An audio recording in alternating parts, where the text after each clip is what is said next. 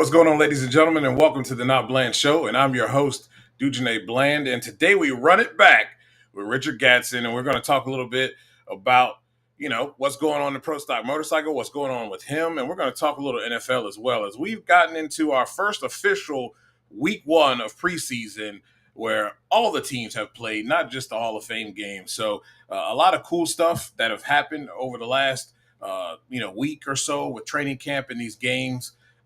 It'll be interesting to get his thoughts on the Eagles and their performance in their first game.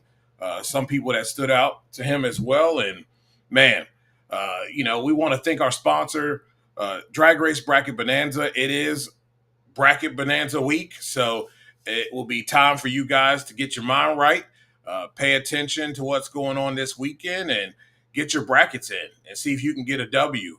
I'll be trying to make it up some points here within the NotBland Show League, and we're going to see how we can continue to chip away at this points lead that Dave W has in the league. And I believe I'm like in fourth right now, so just missed one. I did the thing where I forgot to submit to all the other leagues. One of those times where you're just busy and you just forget. So. Yeah, that's on me. But I want to thank Everything Nitro. I want to thank Drag Race Reference and also, of course, sportsjourney.com.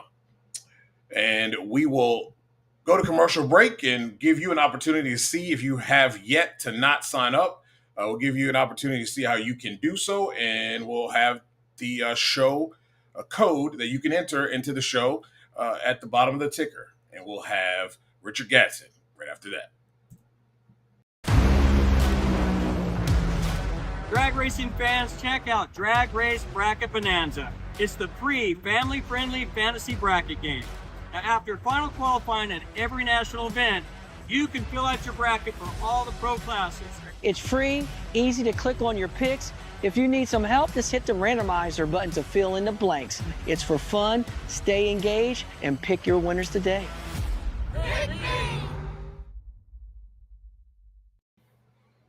What's going on, brother?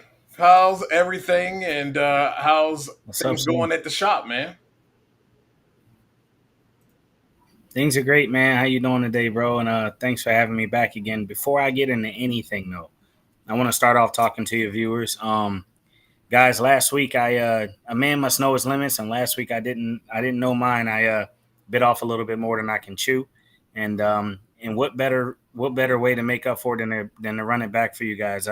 I thought you guys deserved better. I thought Dujane deserved better. And, I was going to issue an apology, but I thought it was better to just actually give you guys the content. I know he had some questions lined up for me that he wasn't able to answer, and I had some answers lined up for him that I wasn't able to give. So just wanted to run it back for you guys and issue a public apology, man. But yeah, Dujane, everything's going great at the shop, man. We busy as always. I've been working really hard on I'm kind of in like a product development role on a couple things, and been working really hard on our Power Pack ECU that we done for dirt bikes, and launched a new GSXR 1000 exhaust that pretty much, me and a gentleman named Danny pretty much designed the whole thing, and just launched that. So, having fun, man. Finally, have a job that I get paid to do what I gave my life to. I get paid to do what I'm good at. And, it never feels like work when that's the case. So having a blast. Yeah, man, that sounds like a lot of fun. How long has that whole thing been in development with the exhaust deal?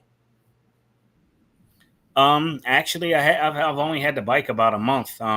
It's been an idea, but we're always trying to squeeze it in between races and a whole bunch of other stuff we got going on. And I saw a small window where I could actually get it done. And I had a buddy of mine, Marcus Bethune from Alabama, bring it up, and we knocked it out the park, man. It's a beautiful, beautiful piece. If you guys are in the bikes, or if you own a GSXR 1000, go to our social media pages. It's not actually on our website, an official launch yet, but check it out, man. We got some cool stuff coming.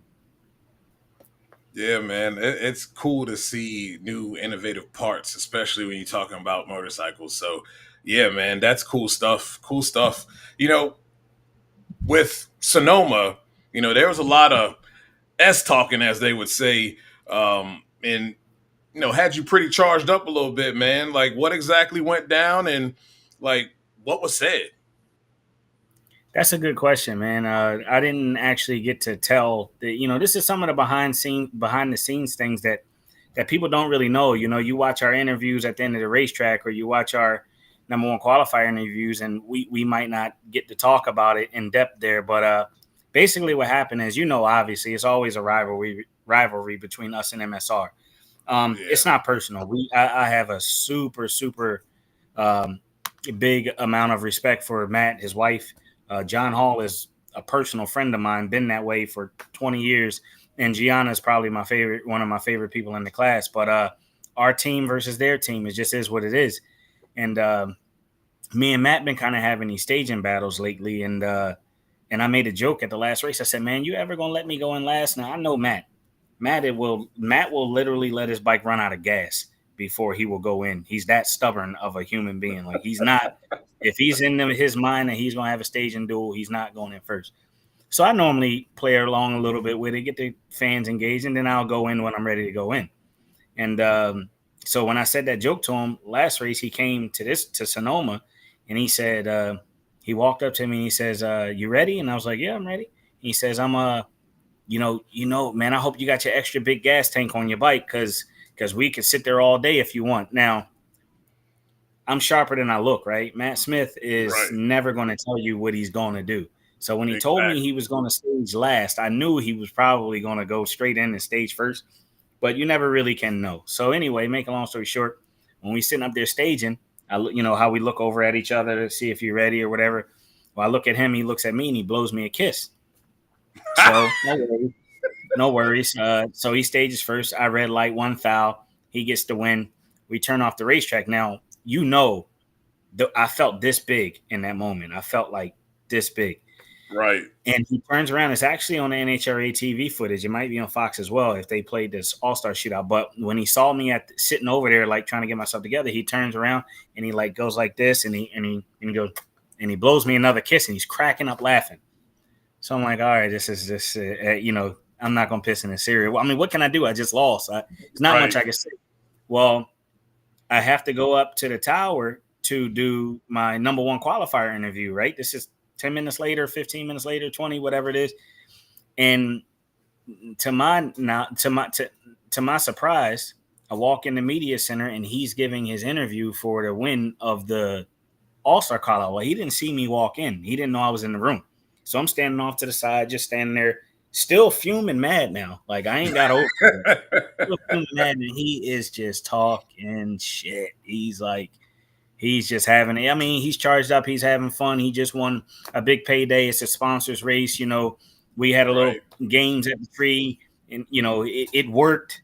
So he's like, he's having fun. And I had to sit there, as awkward as it was, and listen to him talk his junk. He's like, "Oh, man, I knew when I looked over and I saw Eddie shake his head. I knew I got him. I knew I was in his head and da da da." So I just sat there. So then I had to give the awkward interview afterwards for number one qualifier and try to act like I was okay, and I was not okay. So that's when we say some of the crap talking or stuff that goes behind the scenes. You don't see what we do at the end of the racetrack. You don't see, you see things that are on Facebook, but you don't see the things that happen when nobody's looking. And there's a lot of things that happen when nobody's looking. And that's pretty much what it was, man. And it just had me, it's one of those things where you're like, what are you going to do about it? I said this on podcast, but it's like, you got to do something with it. You got to take that energy and turn it into something, because you can't rewind time. The bulb was already red. He's already got the trophy. He's already got the check. You got to do something else about it. And, and that's pretty much what I carried with me on Sunday. Yeah. I also noticed too, though, love Matt and the theatrics, but those theatrics have bit him in the backside several times too, where he should have just been focused and just stayed with what he had. He had the best bike all day long and finds a way to piss it away because he's doing too much.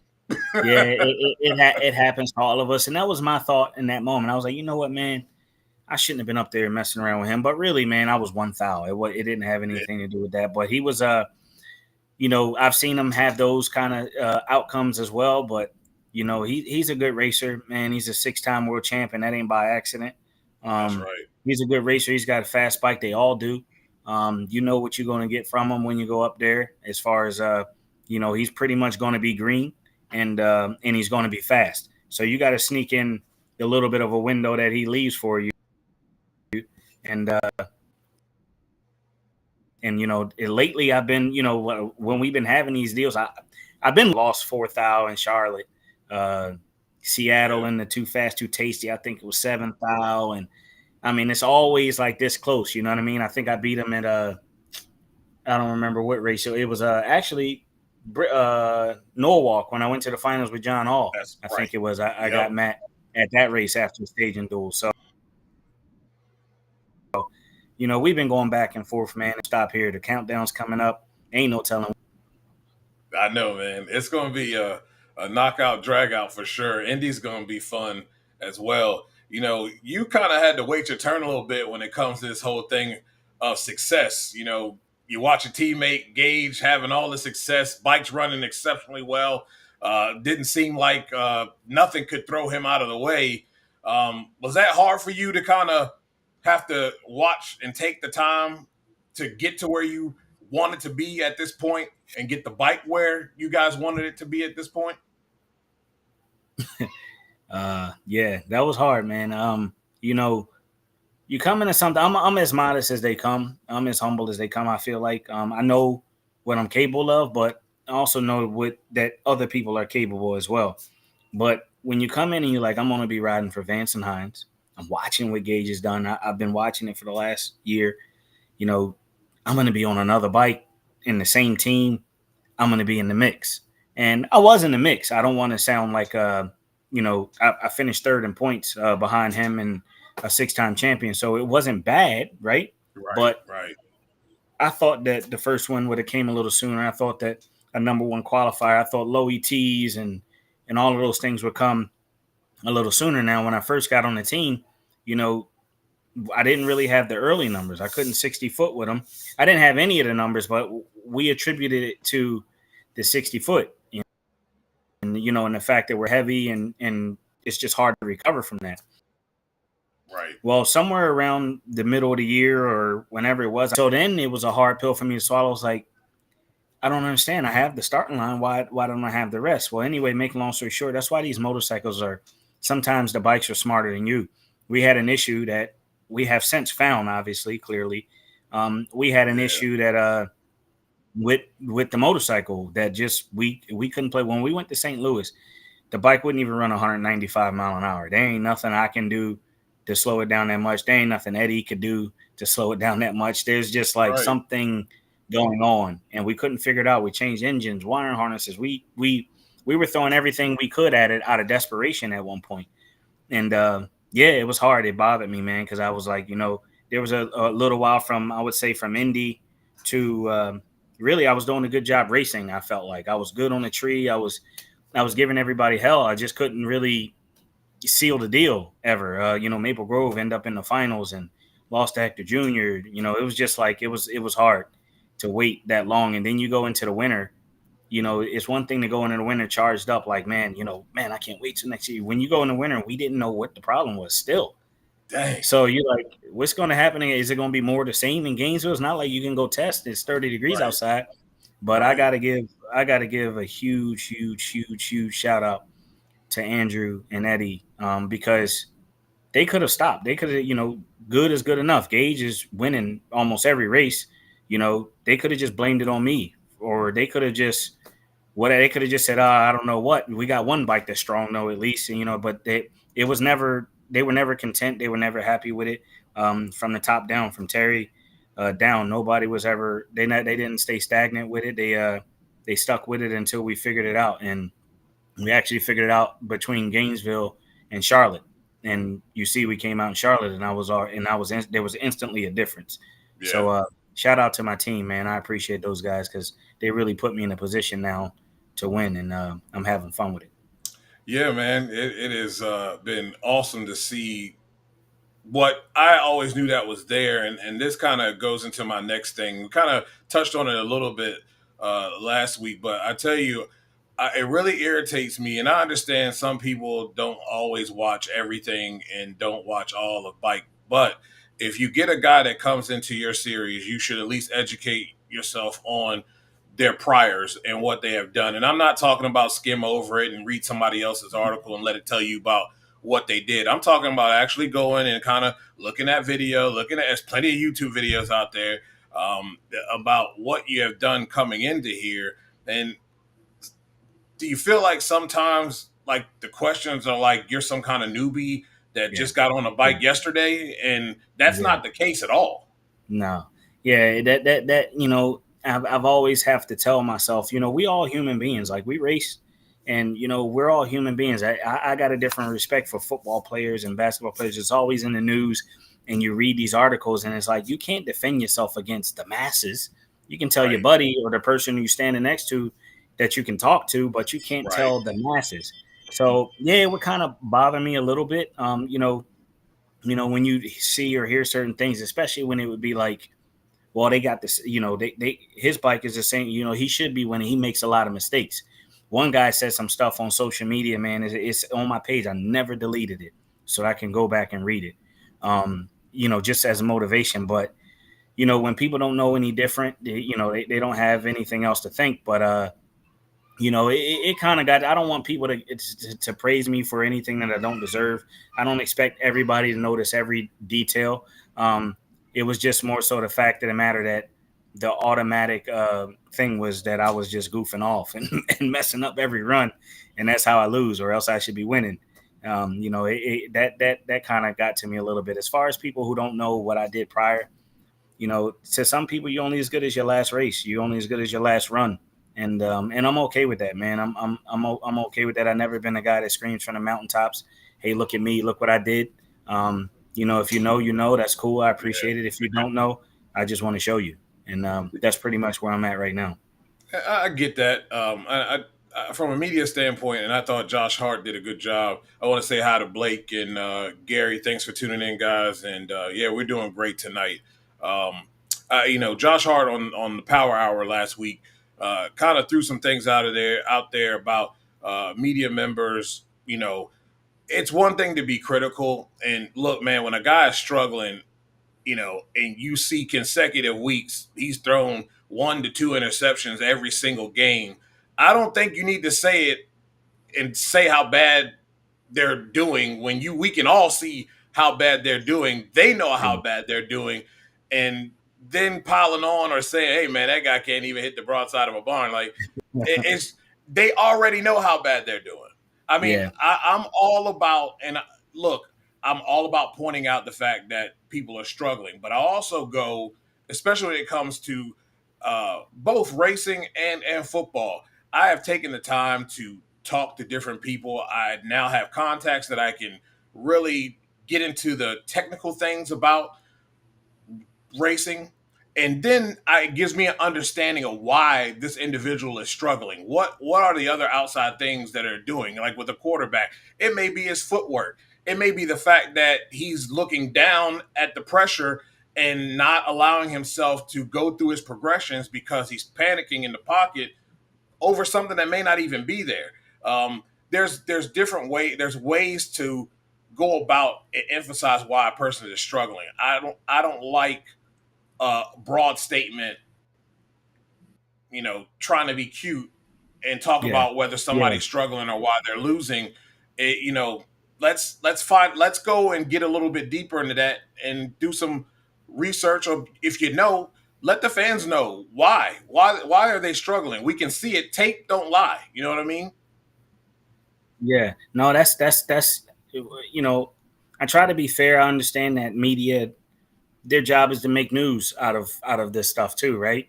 And if that's the surface obvious thing, is that a certain team or a certain rider or a certain driver is struggling, I understand the need to speak on it. But what's really cool is people like your platform, where you can get those drivers, those riders on. We always interview people who won, right?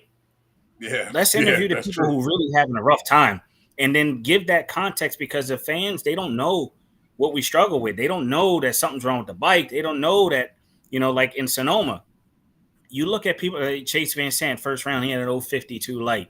Gage had a 164 in second round. We were all over on the tree. Now I spoke about it last week, and I said it was, basically. Let me start again. What I was struggling with personally was when we were staging. If you look at my number one qualifier video, you could see it clear as day because I was closest to the camera. When I would push the bike forward, the bike will start to try to roll backwards, right? So you start pushing it again, and it rolls backwards. So you immediately thinking, man, when I get in the stage beam, I need this bike not to roll backwards. So you adjust things, you adjust your body, you adjust how you're holding your feet on the pegs, and we need everything to be the same every time to do what we do, right? So you start adjusting things to try to make sure that you don't back out of the beams, and that changes. The tree's about to fall, and you're going on a two-step. So I didn't know. I said it was because it's an uphill track. That is one thing, but Andrew told me the following day, he says it's also because you guys had a big headwind and the bikes are 660. It actually literally wanted to roll the bike backwards. So anyway, make a long story, that's context that a fan wouldn't know. They might look at Gage's light and say, what the heck? What was he on? Or did he stay out too late or whatever? Or they look at Chase, like he's normally 020. How did he go 050? There's a lot of things that happen. You can have a car team. I know Elite struggled for a little while. I, for one, and everybody else would love to hear what happened because they got their stuff together now, right? Yeah. I would love to know what the situation was. I'm sure fans would love to know what the situation was. If we start getting people on to give context instead of just the guy who won all the time, I think that would be a pretty cool thing to implement into our sport. Yeah, we were fortunate enough to have Richard Freeman on in the middle of all of that on the Power That's Hour, dope. and he was very candid, about what was going on. They were struggling with, an engine issue with really just making horsepower at this point. Couldn't really figure out what it was. They were trying different things. On top of that, they had several people within their team dealing with critical illness. And that takes a toll on people because you work with these people every day. A lot of these teams are a real big family atmosphere. So when one guy or one girl is down, everybody is feeling it. You know what I mean? So I can understand that aspect. Yeah, yep. I can understand that aspect. It's a whole skeleton. Like, to do what we do, these teams, you got to think about this for a minute. You watch a top fuel car team in between rounds. If one person has a problem, sick, got to leave, falls, whatever, that's like a whole system that's just jacked. Those people don't even talk hardly between rounds. All they do is work, and everybody's expected to do their job.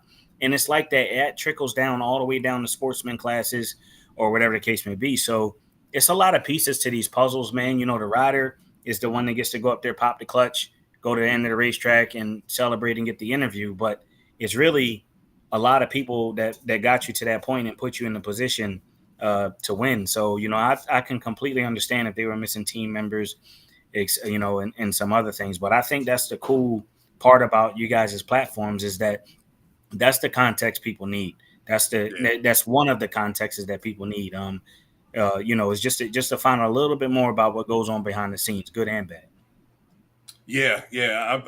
I love talking to the small teams, and I love talking to those who trying to find their way a little bit because a lot of people last year. You look at Dave Richards, you look at Buddy Hull, and I think there's one more, but they all had new parts. Especially Dave Richards, they've never run with all new parts before, so everything changes on how you tune the car and everything versus having used parts. So they were all learning that aspect of it. And, we all know it's not, even though we might think we find it a little bit at sometimes, it's, tuning a car in drag races is kind of like golf. Like sometimes you're on and you play well and, you're shooting, you have low numbers. And then sometimes you go out there and your drive is off, you're shanking it everywhere. You can't putt worth a darn. It's one of those things because every time everything is different. Yeah, absolutely. I mean, you look at, like I just mentioned, the Gage situation. That dude is literally superhuman on that motorcycle. He had an off day. You look at Steph Curry, the greatest shooter to ever shoot a basketball. he has weeks and days where he can't buy a bucket. It's Yeah. just part of the game, man. We all go through it, dude. We all go through it. Buddy Hall, you mentioned him, and uh, Jesus, I'm sorry.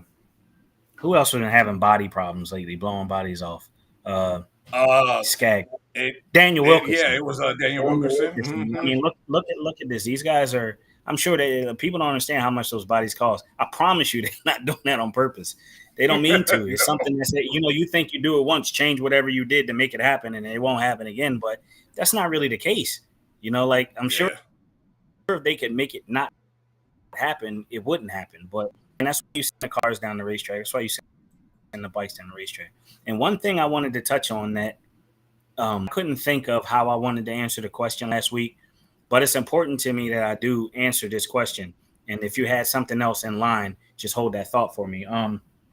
You asked me last week, you said, well, how do we get participation up in these classes? And the answer I gave you, I feel is true, about the rental programs, people like Braden Davis and, John Hall. He's a rental program. He's one of the hottest people on the tour right now. The thing that I think really would help that probably doesn't get talked about enough is we got to change the narrative of the class, man. Right now, people believe different things. One of the things, obviously, is that we manipulate the class with money, we call an HRA, and like all of that stuff is the furthest thing. I've personally been in the shop when a rule change happens and I walk out on my phone, because remember, before I worked at Vance and Hines, I was like everybody else.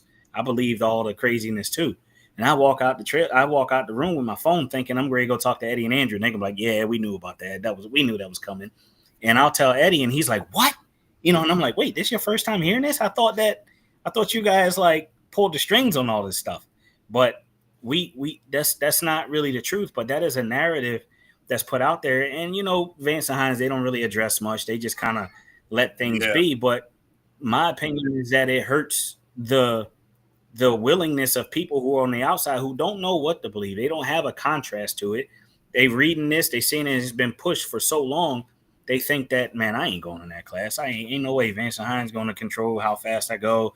You can't buy the parts, this and that, whatever. And they might think the same thing about MSR. And none of these things are true, man. We all out here trying to find a little bit of an edge to win a race. We are in business to, I can't speak on the Harley years and all that stuff. I can't speak on that. But I know right now we'll sell our parts to anybody who would do. If you are an engine customer of ours, you can. Kelly Klontz is a great example. She's got a very fast motorcycle. If you want to buy our stuff and go do your own engine program, obviously there's different things. But make a long story short, I think that the narrative, I think that if there was some sort of like a round table, me and Eddie talk about this all the time. Like when Will Smith and Jada went through all their stuff, you could read the blogs or you could sit down and watch their red table and listen to it for yourself straight from them. Exactly. If racing had some type of a red table where you just sit around and talk about things, if it was like rival teams, if Matt was on one side of it, we were on the other side of the table and we all got to like talk about it and people could watch it, I think that'd be dope. You know what I mean? Or and just address some of the things about our class, what people think, because there's a lot of false narratives about the class, man. It's definitely a hard place to win. It's definitely hard to come up and be at the top, but not because people don't want you to. One of the main things in the class, one of the main things at Vance and Hines, how me and Gage ended up on these bikes are they want to bring in new blood. They want to bring in new people. They don't want it to be the same cycle of people over and over and over, same winners all the time. It's just a lot to it, man. I think if we can keep addressing some of these narratives, I think you'll see the participation get up. Yeah, we had a conversation about that whole thing at Gainesville, all of us standing there, and I've talked to Eddie several times, and like, what does Vance and Hines get out of selling inferior parts? Like that not only makes the company look bad, but it doesn't. That's not helping racing at all. But it's going to make you look bad. Why would a company want to look bad and to win? That doesn't make sense. Doesn't add up. Two, my biggest thing was all this talk, and yet all this talk and all these alleged sources, but yet nobody came to the forefront to talk. If it's such a big deal and it's killing the class, then you want the class to be better, then these people need to speak up and talk. So Yeah, I when agree. ain't nobody talking, and these are all alleged people that are shadows or ninjas in the background in the shadows saying little things and not coming to the forefront to better the class, because that's, at the end of the day, they're claiming that's what they want and that's what they're trying to do. I call BS on that. And I Yeah, called BS on that several times. So, yeah, if it was like that, folks would have spoke up and, been right, upset about that whole thing. So, right. and people, with both teams, there's things that they're just not going to sell you. There's Yeah, certain I things mean that that's certain that's that's any any form of business. motorsports of Yes. racing. Of Yes. this isn't just NHRA. This isn't just pro stock bike. This ain't just pro stock car. This is anybody who races competitively. If you find an edge, you want to keep it. That's Right. just what it is. But let me play devil's advocate on that for 1 minute, 1 second, and we'll move on to something else. Imagine a class, a pro stock motorcycle that does not have Vance and Hines selling horsepower. You don't have Jerry Savoy, who won the national championship in 2016. You don't have Ellie Tonglet and all the other people who have literally went out there and beat those guys on Harleys or whatever, because you could buy. Imagine if everybody had to find their own horse. If every team out there had to be Matt Smith, War, or Vance and Hines. If you had to do that yourself, imagine if how many people would be. We probably have 3 or 4 people in the class, or 3 or 4 teams in the Yep. class. We kind of have that right now, but still, it would have happened a long time ago because everybody don't have the resources, the machines, the time, the money to go Yep. out there and develop an engine program, test it, blow it up, change it, go back again, blow it up again, like to end up being at the front of this class. But so to be able to go to somebody and say, hey, listen, man, I just want to buy a motor. I want to lease an engine or whatever the scenario was at that time. And I want to go race pro stock motorcycle. And for them to be able to give that to people to go out and race against them and beat them, you kind of just got to look at things. And it's not because I drink the Kool-Aid because I work there. This was my opinion prior to being there, but you kind of got to just be able to look at things objectively and think about that. Look at Ron Torno. It's not just us. So Yeah. I'll speak objectively. MSR, they provide an engine program to Ron Torno. Listen, man. I was happy when he red lit second round or first round in Norwalk because he was a player. He was Yeah, he hot. was dangerous, man. His He was bike was dangerous. fast, and I know he's really usually extremely good on the tree. I'm talking double O good and Yeah. mostly green. So I was like, man, whoever runs into Ron Torno this weekend gonna have trouble. And that's he's not a house bike per se, but he's got his own bike, his own program. So, we really try in this class, man. We really try to get people out there. We're really trying to we just got to change some of these opinions and narratives. And I think once we do that, we'll keep pushing forward. So Yeah. I just wanted to touch on that. Thank you for giving No, me that moment. I am totally. You know me, man. I ain't scared of nothing. Yeah. I say what I needs to be believe it. said. I I don't believe it. play That's play why I games. chose this show to say all that stuff. Yeah, man. I don't play games. You know that. Yep. Yep. Yeah, it is. I think it's due. The class is due for some influx in talent, and as the Freemans and Elite and KB have done for Pro Stock, I think that the two teams here can do a lot for Pro Stock motorcycle, and people just kind of need to dip their toe in and actually talk to people instead of listening to Pick up the whatever phone. narratives that are Pick up floating the phone. around. Call us. Ask us a question. Walk up to Gage. Walk up to me. Walk up to Eddie. Drew. Ask us. Talk to us. Yeah, Walk they're up to Matt. approachable, man. Yeah, we are at the back of our trailer right there. You can come up and talk to us. We love to talk to you about our class, the state of it. Steve Johnson, he actually started a where he addresses like kind of like a state of the union, state of the class deal. I Yeah, love them. I think they're awesome because he gives a context to things as well. He makes it fun in his Steve Johnson way, but yeah, he's really sharing good information. If you guys don't follow Steve, give him a follow and check out some of the things he talks about our class as well. yeah. I love what he does for the class, and he adds that extra character and really a lot of knowledge too that's coming with him. that you really can learn a lot of cool stuff from him. And he does it in such a fun way. He Like, does. you know what I This mean? dude Like, is a trip, but he does, man. He's a veteran. If there's anybody that's qualified to talk about our class and the state of it, it would be Steve. We all appreciate him. We all love him, and I owe him for Chicago. Still, I'm looking for him. If you watching this, Steve, I'm looking for you, buddy. yeah, man. Yeah, that I tell you, No, I'm kidding. They my guys. it's so much better when Steve is doing well within the class. That's for sure. Yeah. We're going to go to a commercial break, ladies and gentlemen. When we come back, we're going to talk about the NFL with Richard Gadson, and we're going to talk about the Eagles coming out first. Go Birds.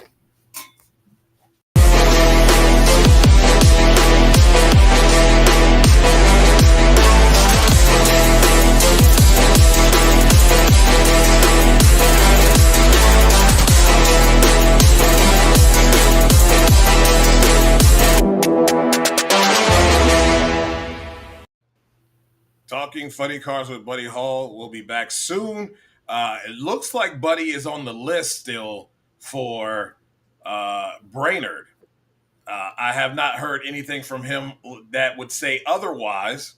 So if he's on the list, he's likely might be showing up. I know he has not rested since the incident. He wants to be there. He wants to get in the car. So we'll see how it all pans out if he was able to work things out and get himself ready enough to be able to drive this race car here in Brainerd. But they will be back soon. I will do the legwork this week, find out when the first show is, and next Tuesday, I'll be sure to let you guys know when the first new episode of Season 2 will start. Well, Richard, we've had our first week of preseason, and the Eagles squared off against the Bengals here.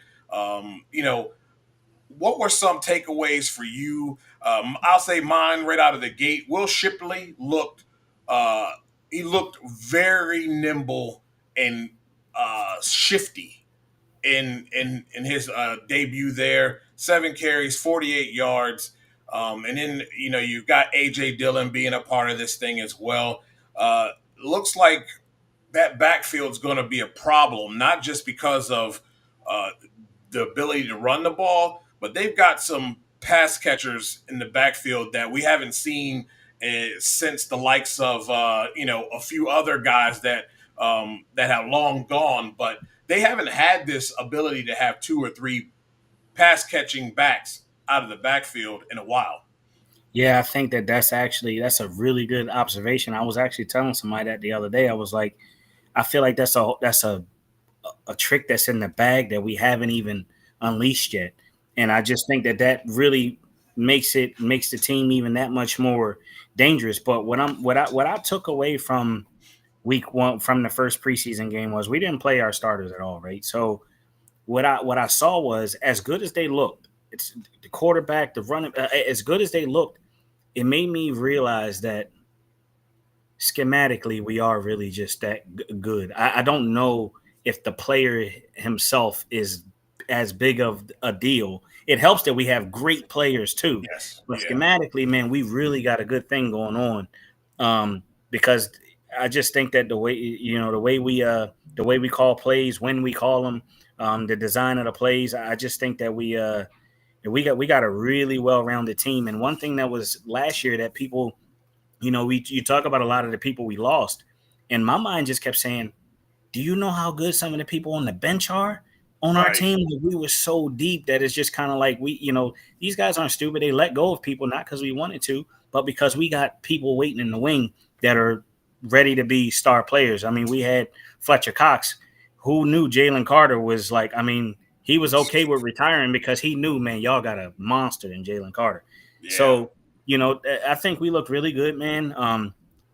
Losing Landon Dickerson right now has got me sweating bullets. That is a big concern for me because offensive line is I wouldn't say it's a faded question. It was a faded question mark, but now it's a little bit more of a prominent question mark when you got Dickerson hurt, because that shifts around that offensive line a little bit more than you like. He's a big part of the beef that can move the ball. I mean, we know, I think it's over 100 and some yards that were gained by Jalen Hurts behind Dickerson. So, and I believe even with Saquon, same thing. Big numbers were gained behind him. If he's missing, that's going to be a problem. That is a problem. That's a big piece. Our offensive line is the core, I feel like, of our whole everything. Our defense is as good as they are because they don't have to spend so much time on the field because we use. Have you ever looked at our play clock times? Yeah, we have the ball the whole freaking game. Insane. So it's like for me, it's like to lose a piece of our O line is bigger to me than losing AJ Brown. And especially if it's Landon Dickerson or if it was Mailata or we lost Cam Jurgens in the Super Bowl, but it's like to me those two guys right there are like are big ones, man. And what's the other one's name? Lane Johnson. Oh, so, yes. Yeah. So hopefully that's not too big of a deal. But hopefully he's not gone long, I should say. But we'll see. I saw like an optimistic report, but they didn't just tell us like, yo, he'll be back week 1. I don't want to miss a week. I don't want to, especially if the first week is the Cowboys. Nah, we need all hands on deck. Yeah, you need all hands on deck for that one because I got them getting mollywopped by the Eagles. That team ain't. They're not man. They a talented group too. So all they got to do is have a big night or something like that, man. But coaching matters. Yeah, coaching matters. People say this all the time and give them way too much credit. It's too much dysfunction at the top, and that's a problem. It has been a problem. Since for the past 30 years, it's been a problem. It's just gotten worse. And coaching matters. Look, man, this isn't bringing in, somebody right after Jimmy Johnson was done. Like you literally nobody, you hear me? Nobody was looking to hire Brian Schottenheimer to be a head coach ever. So now all of a sudden this dude is a coach and you just let Mike McCarthy, a guy who got you, listen to this Cowboys fans, 7 wins. You had no business winning 7 games with that roster, especially offensively. Yeah. No number 2, no slot, no running game. He won you 7 games. And because Jerry couldn't get out of his own way, you guys go and try to trot out Timu Brian Schottenheimer. Somebody need to fire Jerry Jones' ass. I ain't gonna lie to you. There got to be somebody somewhere that can say this Jerry. This is an Al Davis situation. Sit down somewhere, man. You can be the owner, but just move out the way. I thought they were going to do that, and I thought his son. I saw where somebody said real quick. Second stringers could beat Dallas. I ain't worried. Listen, man, me too. But I want the Dallas games to be like, I want it to be 55-22. No offense, Dujane. I know those numbers probably don't feel good to you, but I want it to be. I don't want to win by a field goal or nothing like that. Those Dallas games, I wanted to be like, man, what are they doing on this field with us? Just because you born in Philly, you are raised to not like Dallas. I mean, that's like when you come out of the womb, it's like, oh, you know what I mean, my baby. You can't like the Dallas Cowboys. That's what it is in Philly. So, I don't know. It's like that for Washington, but you know what? Over the last couple of years, I think it is a Philly rivalry now. It is. Yeah. We do not like Philadelphia, period. That's just bottom line. Because you can just drive an hour and a half, 2 hours up the road and go to the game or vice versa, and Philly fans, look, I will say that's one thing I'm proud of, but I'm also kind of like, that's a bit much sometimes is like our fan base is just, it's rough. I'm not one of those guys, y'all. I'm happy when we win, but I'm not gonna curse you out and say all kind of. You're not gonna pull a Gilly and talk about Cam Newton and. Nah, I'm not gonna do that. Yeah, that's too much, man. That's too much. But I still think the Eagles are the cream of the crop in this division. I think they're the cream of the crop of the NFC until proven otherwise. I have my questions about the football team. in certain areas, and those will get figured out. But at the end of the day, Washington made those moves because they needed to compete with Philly. Bottom line. Yeah. Bottom line. I thought in the first game, I'm still not going to, because Jalen Hurts was not out there. That's just part of the game. I thought they got out of what they do well, because I mean, we've seen Nick Foles come in, and Nick Foles won a Super Bowl, bro. Like, we've seen these backups come in. They made Kenny Pickett look like, I mean, this is why he got picked up. He got traded for, because of the system that he was playing in that made him look so good outside of where he was in Pittsburgh. That second game in the NFC Championship game, they just proved why they were better. And Washington was missing a lot and did a lot with very little. But at the end of the day, everybody knew, if you were honest with yourself, you knew that that was a game that if you were able to get a win, if Washington was able to win that one, it was mistakes that you were going to have to force them to make. And they were determined, man. That was a team that was determined to get back to the Super Bowl by any means necessary. You know what I remember from that game, though? What I really remember, and think about this, as passionate of fans as we are, I don't remember anybody feeling like we whooped y'all. Like everybody was kind of like, because of how y'all got to that game, the people you beat on your way to that game, you could only root for Washington. Like, you didn't want to lose to them, but you kind of it was kind of like a handshake, like, man, good game, because everybody wanted to see you guys do good. You know what I mean? Everybody was proud of that team. So, it wasn't like you stomped them, you stomped these dudes in the mud and then you talk junk about it. It was kind of like, all right, and the score didn't really reflect how good of a game it was. It didn't really. That kind of got ran away from Saquon having those couple of big runs, but it was actually a really good game. That game was so. And we had boots on the ground there too, and the consensus was from Philly fans that there's a lot of respect for Washington, and there's a little bit of nerves as well. They know how good that football team is going to be, and it's going to be a problem for a while. A lot of Philly fans, we watched those games. We watched those games before us, and I remember talking to somebody, and me and them both looked at each other like, I don't want to see Washington. I'm like, I would rather play the injury rattled Lions than to play Washington right now. Yeah, and I think this is going to be a problem. I think it's going to be a thing for years to come here. The way that these two teams are built, and one is building and continue to build in the direction that Philly has been doing for years now. I think they're going to be the two top teams in the division, for a while. Giants just don't have the right ownership. Same thing with Dallas. And really, I've been saying it over and over again. If you watch this show, Dallas fans need to do what Washington did. Stop showing up and stop buying gear. Stop being fooled and hoodwinked every year of him doing his little thing, keeping y'all in the press and all over NFL Network, being talked about all the time, and take them star contacts out. Just chill. And see things for what it is. If y'all stop buying merchandise and start hurting that man's pockets, I guarantee you things will change. He'll go, oh, well, I guess I need a GM. I got to find a way to get people back in these stands. Because you know what? Washington got a whole new ownership group. They turned that side on its head. That'll definitely fix that problem. Yeah.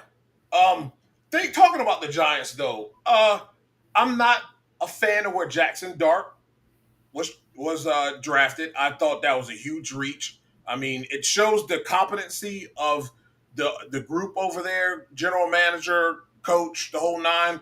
Nobody was drafting that kid that was left in the first round, and nobody was going to draft him in the top of the first round.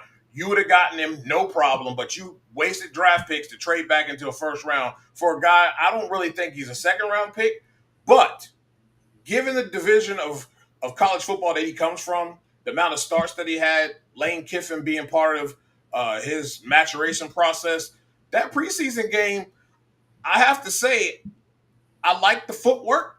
I like his ball placement. Some of it, little high. Guys had to go up and get the ball a little bit, but There in might have those been some instances, nerves, though. yes, There might have been yes. nerves. And He some might of have it been a little was spiced up. he had over-under coverage, and he had to drop it into a bucket. And he did that.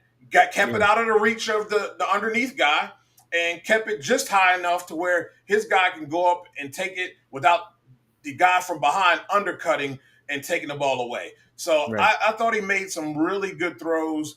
And, I think Russell Wilson should be concerned. I think they stay with him all year. If they're smart, I they think stay with him all year. Out of respect and him being a veteran, they'll probably play him. But I think he knows that his job is I think Jackson's got to learn as much as he can from him. I wish that they had like a better, the teams that breed good quarterbacks. I wish that they had somebody behind the scenes, a quarterback. I don't know their coaching staff, but I wish they had somebody that because that's what they need, man. They just need dude, they got a player in Malik Neighbors. Oh yes, they do. That boy's They bad. got a wide receiver in Malik Neighbors. I'd be doing whatever necessary to get somebody that could throw him the football right now. Yeah. I don't know, man. I don't know what I think about Russell at this point in his career. I don't know if it was just the teams he played for or what the situation is, but we're gonna see this year, man. But for sure. Jackson, we've been proven wrong before. We've had people get drafted high that was bust. We had people 7th rounders, Tom Brady, that end up being the greatest of all time. Yeah. So I'm gonna reserve my opinion on him until he gets a little bit more into a groove and see what he's got. Bears decide not to play Caleb Williams. I don't know. Good idea, bad idea. Bad idea. He could use the reps, man. It's not like I think he could use the play. I think he could use the confidence booster more than anything. For sure. I think he could use just something going, even if that requires playing against some second string guys and just getting the rhythm, I think he could use the confidence booster more than anything. I would have played him at least a few drives, man. At least a few. Here's my problem with Caleb Williams. His inaccuracies. He has all the tools, but that's nothing that wasn't seen at USC. He is very inaccurate with the football. 2, y'all can mark this down at 7:56. It is August 12th, Tuesday, 2025. His biggest problem is going to be his attitude. Your demeanor dictates everything when you're the quarterback of how people respond. And it's too many times, I understand passion, but you're whining and you're throwing temper tantrums, kind of. That can't be from the leader because that filters down to everyone else. And his success is going to be predicated off of how he responds. If you continue to respond in those manners and you show that type of emotion it's a one thing to be disappointed and you have done all that you can do. And there's a way to go about it. We've seen Peyton Manning do it. We've seen Tom Brady do it. We've seen a lot of Aaron Rodgers. We've seen all the greats do it. Brett Favre. But the way you're going about it looks like a spoiled brat that somebody took his toy and he's mad about it because you took his toy and he ain't going to do nothing about it, but he's sure enough going to whine and jump up and down and cry about it. But think about what you just said, though. You said took his toy. You got to remember, man, the one thing I have to remember is how young these people are, man. They just barely out of high school. They barely 20 years old, some of these guys. And they got millions of dollars. They got all this hype. You got to think up until that point, you was the best in your hometown, in your high school, in your college. You've had nothing but success your whole life. And then you go somewhere and it's like, now they talking about you and they ain't talking good. And you throwing, you making bad play. And I think that it's just a lot for some, some people are just mentally mature enough to handle all of that. I think that Caleb Williams doesn't seem like he's got the mental maturity just yet. I think he needs a little, last year was probably humbling.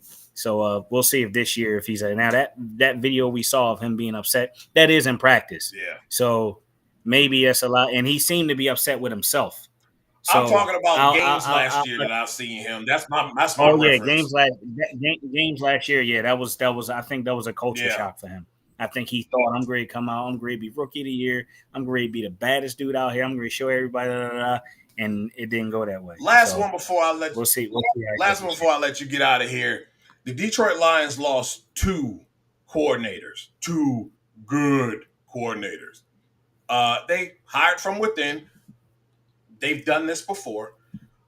Do they take a step back this year? I don't think so. I like the hire within thing.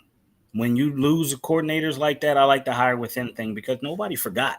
That's the way I look at it. I don't know exactly how this stuff works, but nobody forgot, right? So they know what made you good or whatever. When you hire in somebody else and it's a whole system change, I think that's what gets scary.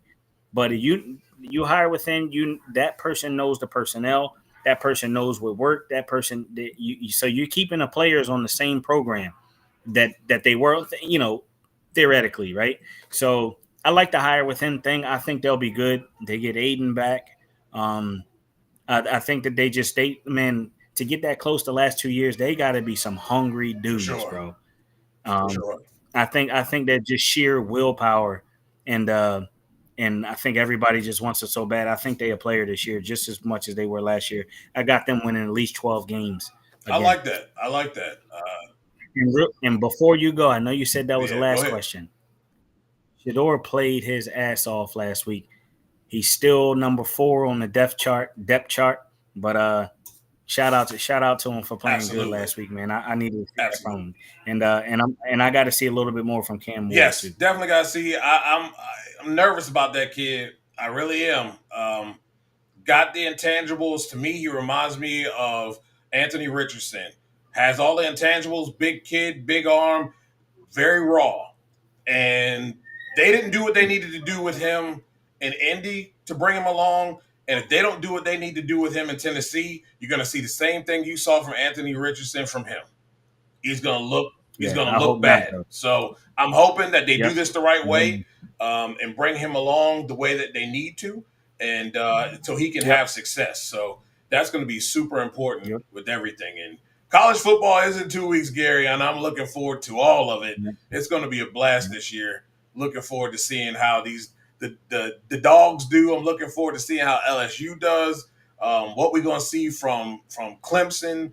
It's a whole thing. Alabama, whether they can come back out and win 9+ games again, it's going to be fun, man. And this playoffs makes it even more fun to watch as well. Yep. And real quick before I go, I'll only watch the Bulldogs in college football because I know I'm watching my future team because we draft all their players. That's all we do. True. Is draft Georgia players. So I do watch Georgia to see how they do, man. But listen, I wanted to thank y'all for having me back on, giving me an opportunity to run it back. Thank you guys for watching, listening. I'll come back and read the comments and see if I can reply. But thanks, man. It was fun, man. Thanks for getting me back. Of course, man. You are always welcome here. Thanks for taking the time to come back on. And I haven't talked to Eddie in a while. I'm gonna have to reach out to him, but tell him I said what's up, man. And I'll be reaching out to him soon. Yes, sir. I sure will. Yes, sir. Will do. All right, brother. Thank you, man. Have a good one. Richard Gadson, everybody. Man, it's a fun show. I hope you guys learned something. That's what we try to do here on the NotBland Show. Look, man, Brainerd's this weekend, so everybody get ready. We're going to have a pseudo night at the facility, so they're going to have some cool stuff. There's some kind of American rebel axe. There's a throne, I think. I don't know. There's a bunch of cool stuff that's going to roll out. Looking forward to seeing what they choose to do with that. Well, ladies and gentlemen, that's it for the NotBland Show. I want to thank everybody who commented. Thank everybody who also is lurking in the background and watching. Everyone who listens to this afterwards, as we do have this available on all your podcasting and streaming platforms from Apple to Spotify. You can listen to the show if you're unable to watch it. Well, ladies and gentlemen, we will be looking to talk more football next week. We'll sprinkle in a little bit of NHRA as we're going to try to have a little bit of tight ship as we get into the NFL season and playoffs. There will be so much to talk about, so our segments will be tight. We will be making sure that we hit our marks. At least we'll try. It doesn't always work out that way. Well, ladies and gentlemen, this has been the NotBland Show, brought to you by SportsJourney.com and sponsored by Drag Race Bracket Bonanza. Man, another weekend of racing. And we didn't even get a chance to talk about IHRA, but go over to the Power Hour tonight at 9 o'clock. We're going to have Jordan Vandergriff and Scott Woodruff of IHRA, and we're going to talk to them about, you know what we do, drag racing. So come on over there, the Competition Plus TV, and come check us out, all right? Well, ladies and gentlemen, you guys have a good night, and I'll see you next Tuesday.